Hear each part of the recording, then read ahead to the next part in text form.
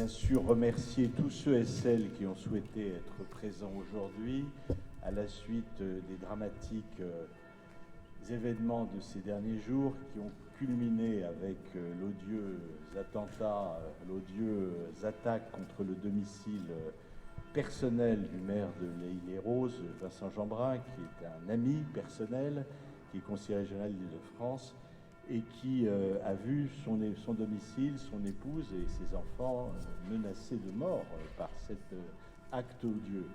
Je voulais également remercier bien sûr tous ceux et celles qui sont présents aujourd'hui, qui ont souhaité s'associer à cet appel de l'Association des maires de France et de son président pour témoigner leur adhésion aux valeurs républicaines, rappeler que la violence n'est jamais une solution, même quand les problèmes sont graves, et que dans l'atmosphère qui est celle de la France aujourd'hui, il convient de se rappeler que l'essentiel, c'est effectivement de savoir se rassembler autour des valeurs républicaines.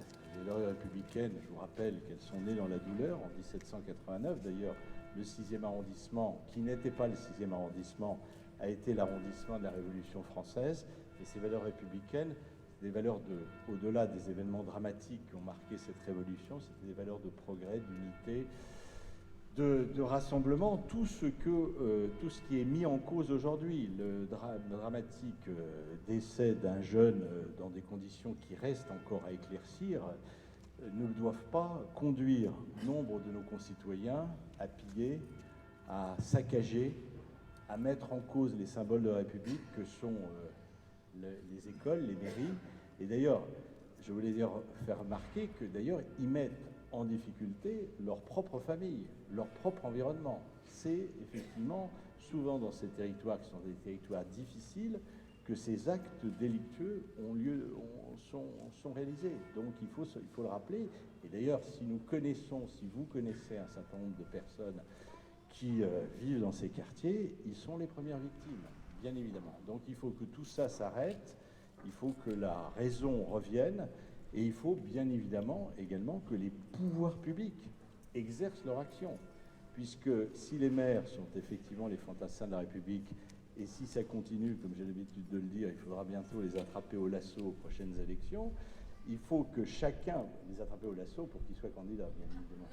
Après, on est à portée de baffe, mais le lasso ou le fouet, ça peut intéresser certains, c'est pas vraiment, je pense, un bon moyen de s'attirer effectivement de nouvelles vocations. Il faut effectivement que les pouvoirs publics maintenant agissent.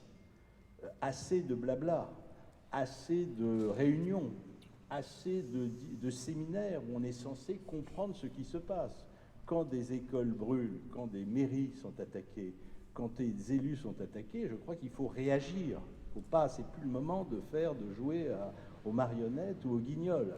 Il faut véritablement que les pouvoirs publics se mobilisent. Et bien évidemment, dans ce contexte, je voulais remercier évidemment ceux qui sont en première loge, à côté des maires, c'est-à-dire la police. La police qui... Je vous remercie de l'applaudir. Car vous savez, sans police, même s'il est traditionnel de la critiquer, mais un Français qui ne critique pas, ce n'est pas un Français, la police, c'est le ciment ultime de la société. Si la police met crosse en l'air, eh bien là, c'est le début de l'anarchie. C'est peut-être la guerre civile, et c'est le début de l'anarchie. Il faut absolument que la police tienne, mais pour que la police tienne, il faut qu'elle ait des consignes fermes. Elle en a d'ailleurs, le ministre de l'Intérieur, mais il faut aller au-delà. Il faut aller au-delà. On a commencé à voir des tirs qui ont été exercés sur la police. Donc, il faut bien réfléchir à l'ensemble de ce phénomène. Et puis ensuite, les pompiers.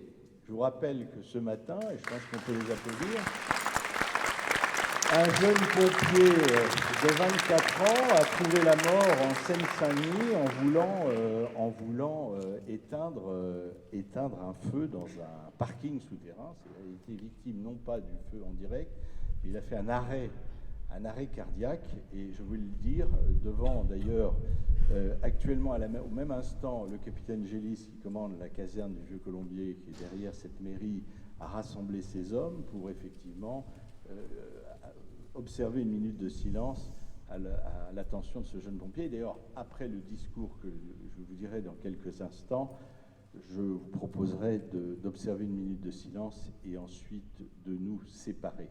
Hein. Donc, police, pompiers, et puis tous ceux et celles qui ont une autorité, qui ont une autorité dans ce pays où on voit bien que l'autorité, quelle qu'elle soit exercée par un maire, qu'elle soit exercée par un conseiller, par un adjoint, qu'elle soit exercée par un directeur ou une directrice d'école, qu'elle soit même l'agent d'une mairie qui ne peut pas répondre positivement à la demande d'un administré et qui voit son autorité mise en cause, voire qui est agressé. Donc tous ceux et celles qui dans ce pays exercent une autorité, mais une autorité qui leur a été confiée, en souhaitant faire le meilleur d'eux-mêmes, en donnant le meilleur d'eux-mêmes pour leurs concitoyens. Donc il y a ce problème général sur lequel je vous demande de réfléchir. Il faudra bien sûr en tirer toutes les conséquences, et ça passe par de multiples réformes, de la base au sommet.